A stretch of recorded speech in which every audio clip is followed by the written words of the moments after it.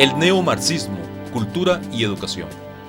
Con el término neomarxismo identificamos el pensamiento de aquellos autores que, sobre los textos marxianos, han elaborado nuevo pensamiento práctico marxista con relación a los nuevos problemas histórico-económicos sociales en el ámbito político mundial, con aparente o en real contraposición con los otros esquemas marxistas consolidados desde el punto de vista político y que se han constituido como los únicos o el único esquema válido para toda sociedad marxista, cuyo fundamento está en el binomio marxismo-leninismo con el que se identifica el modelo de cultura materialista soviético actual.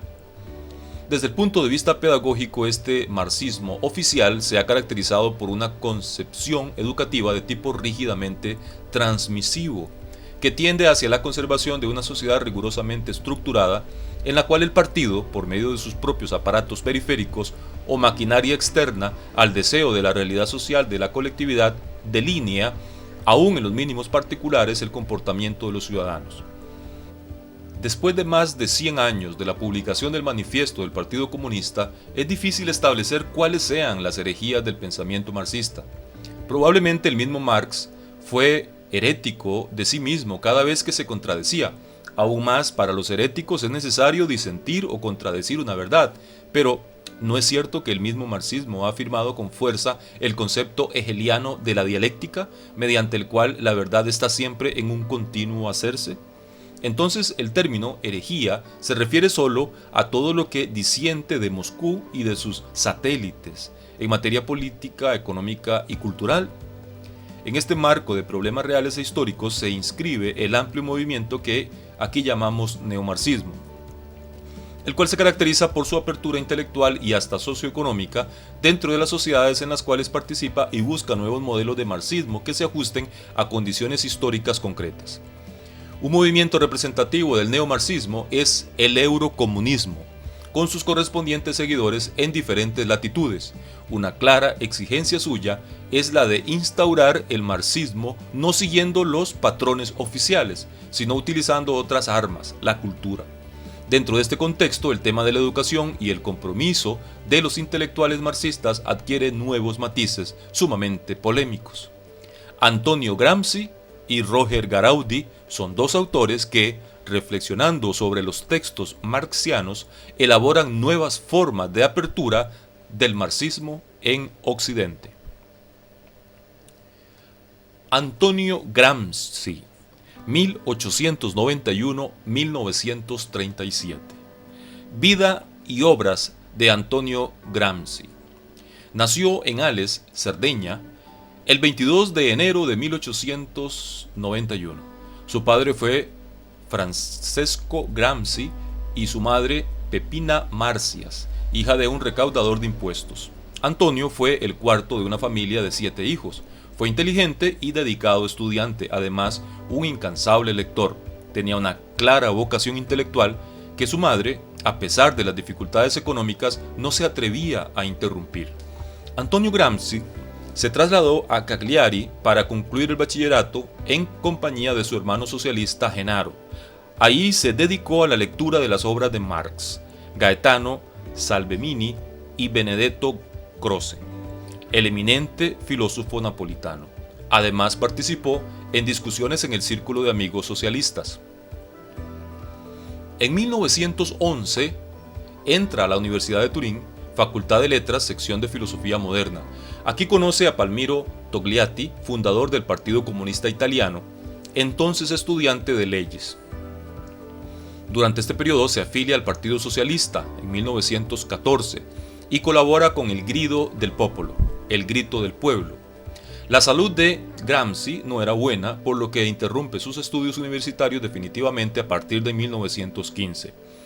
Sus autores favoritos continúan siendo Marx, Lenin, Salvemini, Labriola, Croce, sobre todo Croce, quien había crecido en el ámbito del materialismo histórico de su maestro Labriola, 1843-1904.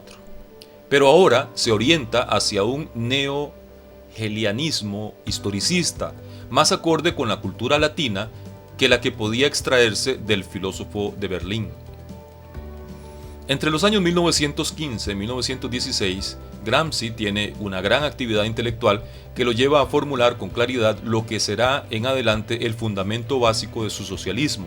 Esto, la necesidad de un inmenso trabajo de penetración cultural como primer y continuo momento de la conquista revolucionaria de la sociedad civil. Sin una cultura real, el proletariado no podrá jamás tomar conciencia de su función histórica. En 1917, es secretario de la sección de Turín del Partido Socialista. Se dedica enteramente al periodismo político. Por este periodo conoce la filosofía de la Briola directamente y abandona el pensamiento de Croce por el de Marx. En 1919 funda con Togliatti, Tasca y Terracini la Ordine Nuovo, el Orden Nuevo, que llegará a ser, 2 años más tarde, un diario comunista. Gramsci funge como secretario de redacción. La idea que inspira esta publicación es iniciar revolución y cultura, el socialismo desde el mismo interior de las fábricas, constituyendo los consigli di fabbrica, los consejos de fábrica, que funcionen desde las mismas entrañas de la producción. Estos fracasan, pues eran un hecho social sin mayor trascendencia en la vida del país. El problema italiano más significativo de esa época era el desgaste de los partidos políticos, liberal y socialista, y la aparición de una nueva fuerza, el fascismo. El 21 de enero de 1921 nace en Livorno el Partido Comunista Italiano. Gramsci llega a ser miembro del Comité Central y a la vez director de l'Ordine Nuovo. Sin embargo, la situación italiana favorecía a Mussolini. Gramsci es nombrado en 1922 delegado italiano en el tercer congreso del Comintern, que tiene lugar en Moscú en junio de 1922. Este periodo de un año en Rusia le permite a Gramsci conocer personalmente a Lenin y asimilar la concepción leninista de lo que debe ser un partido comunista. También conoce a Trotsky, el victorioso jefe del Ejército Rojo, caído en desgracia a la subida de Stalin al poder. En julio de 1922, Gramsci conoce a Julia Schutt, concertista con la que contrae matrimonio y tiene 2 hijos. Delio, coronel de la Marina Soviética, y Giuliano, violinista de una orquesta de música clásica. Tiene ahora la oportunidad de trabajar con el Comité Ejecutivo de la Tercera Internacional y es el hombre de confianza de la Unión de Repúblicas Socialistas Soviéticas, Rusia, para estudiar la estrategia comunista en Italia. En 1924, Gramsci es elegido diputado. En 1925 pronuncia un duro discurso contra el fascismo. Es arrestado en noviembre de 1926 y en 1928 es condenado a 20 años de prisión. Su estado de salud es siempre muy delicado y se agrava en la cárcel. Posteriormente es transferido a una clínica romana donde muere el 27 de abril de 1937 a los 46 años de edad. Los escritos de Antonio Gramsci aparecieron en publicaciones póstumas, pues él no publicó nunca ningún libro. Su obra llega a los 12 volúmenes. Entre estas están Cartas desde la cárcel, Lettere dal carcere, 1947, Cuadernos desde la cárcel, Quaderni en 6 libros, de 1948 a 1951. Entre los escritos que aparecen en los Quaderni es importante recordar aquí Il materialismo storico e la filosofia di Benedetto Croce, Gli intellettuali e la organizzazione della cultura, Los intelectuales y la organización de la cultura, Il Risorgimento, Note sul Machiavelli, sulla politica e sullo Stato moderno, El Resurgimiento en 1949, Nota sobre Maquiavelo, su política y su Estado moderno, Letteratura e vita nazionale, Passato e presente. Escuela y cultura.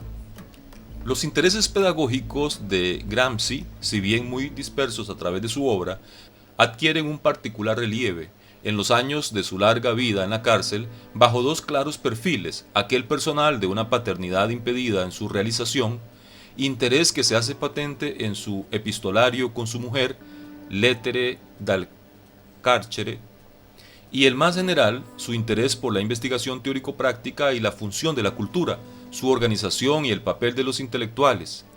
gli intellettuali e la organizzazione della cultura. En cuanto al tema marxiano, enseñanza-trabajo, Gramsci lo vuelve a plantear, pero sin admitir integralmente la hipótesis marxiana de un trabajo productivo industrial y por tanto remunerado de los niños.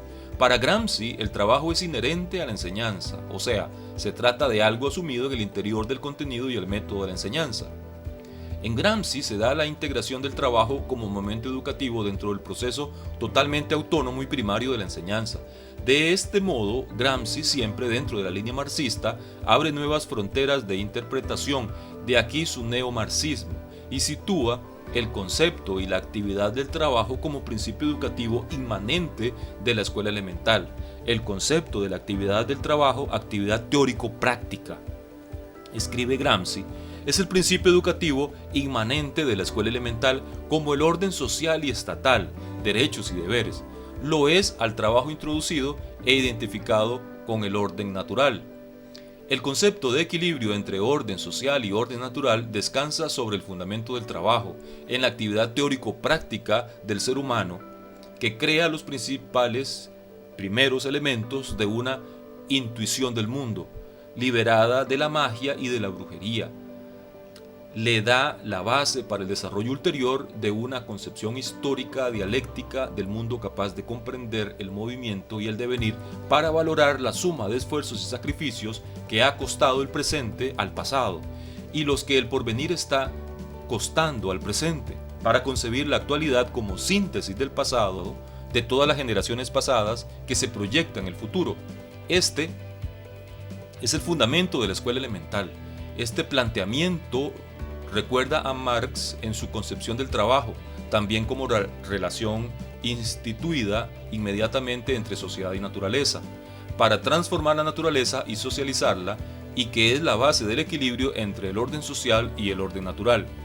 Esta es una concepción que resume todos los motivos marxianos sobre la historia de la industria y como nexo real entre ser humano y naturaleza, como proceso de humanización de la naturaleza, pero es original de la escuela elemental, que deriva del análisis del contenido educativo de la enseñanza de base y que parte del razonamiento sustentado en la individualización de los elementos educativos fundamentales, las primeras nociones de ciencias naturales y las nociones de los derechos y deberes del ciudadano. Estos aspectos culturales determinan la naturaleza y la función educativa del trabajo. Según Gramsci, en cuanto que las leyes de la sociedad, tanto civiles como estatales, impelen a los seres humanos a dominar las leyes de la naturaleza en el modo históricamente más adecuado, es decir, para facilitar su trabajo, que es el modo propio del ser humano de participar activamente en la vida de la naturaleza para transformarla y socializarla. Sobre esta concepción, Gramsci organiza una escuela única inicial de cultura general, humanística, formativa, que ajuste precisamente el desarrollo de la capacidad de trabajar en forma manual, técnica e industrialmente, y el desarrollo de la capacidad del trabajo intelectual. Así pues, la tesis marxiana de la enseñanza-trabajo, Gramsci la desarrolla en forma original y centra su interés en la formación educativa escolar. De aquí que se acostumbre a poner de relieve el aspecto cultural y humanístico de Gramsci, puesto que junto al nexo enseñanza-trabajo, él coloca una necesidad de conciencia hacia la exigencia cultural que define como humanística y formativa. Basta leer el siguiente paso de la organización de la escuela y la cultura para formarnos una idea concreta de la doble preocupación gramsciana ya señalada. Gramsci escribe: la escuela creativa es la coronación de la escuela activa. En la primera etapa, se tiende a disciplinar, por tanto a nivelar, a obtener una especie de conformismo que se puede llamar dinámico. En la etapa creativa, sobre el fundamento perseguido de colectivización de tipo social, se tiende a desarrollar la personalidad, que ya ha llegado a ser autónoma y responsable, como una conciencia moral y social sólida y homogénea. Por tanto, escuela creativa no significa escuela de inventores y descubridores, indica una etapa y un método de investigación y de conocimiento, no un programa predeterminado con la exigencia de originalidad e innovación a toda costa. Indica que el aprendizaje se produce más bien por un esfuerzo espontáneo y autónomo del escolar en el que el maestro ejerce solo una función de guía amistosa, como ocurre o debería ocurrir en la universidad, descubrir por sí mismo, sin sugerencias ni ayudas externas, una verdad, es creación, aunque la verdad sea vieja y demuestra la posesión de un método, indica que se ha entrado en el periodo de madurez intelectual en el que se pueden descubrir nuevas verdades. Por eso, en esta etapa, la actividad escolar fundamental se desarrollará en los seminarios, bibliotecas, laboratorios experimentales. En esta etapa se recogerán las indicaciones orgánicas para la orientación profesional. El advenimiento de la escuela unitaria significa el comienzo de nuevas relaciones entre el trabajo intelectual y el trabajo industrial, no solo en la escuela, sino también en toda la vida social. El principio unitario se reflejará sobre eso, por esto, en todos los organismos de cultura, transformándolos y dándoles un nuevo contenido propio. Lejos de una cultura humanística tradicional que se caracteriza por estar en correspondencia con la división de la sociedad en grupos intelectuales dirigentes y grupos instrumentales subalternos, que se expresa en la duplicidad de las escuelas humanísticas y profesionales manuales, y a una de las cuales solamente se le reserva la formación intelectual reducida a la desinteresada adquisición de dicha cultura humanística tradicional, que si bien tiene una estructura unitaria, es para algunos y no para todos a causa de las dobles estructuras educativas ya indicadas. Lejos pues de este principio educativo tradicional y en correspondencia con el crecimiento objetivo de la sociedad industrial, con su nueva cultura tecnológica, Gramsci propone la nueva organización y el nuevo principio educativo, que emerge contradictoriamente de la crisis, la formación de la capacidad de obrar al mismo tiempo intelectual y manualmente, o sea, en un mundo contemporáneo técnicamente e industrialmente, en una organización educativa unitaria ligada a instituciones productivas y culturales de la sociedad adulta. Desde las prisiones donde vivió y trabajó Gramsci, logró crear un pensamiento político-pedagógico neomarxista que hoy se indica como el adecuado para los países del occidente, pues toma en cuenta, siguiendo las tesis marxianas, el trabajo industrial que implica desde el punto de vista intelectual el conocimiento de las leyes de la naturaleza y de la sociedad, y desde el punto de vista moral el hábito de seguir un sistema de vida armónicamente equilibrado que, en última instancia, es el principio educativo de Antonio Gramsci.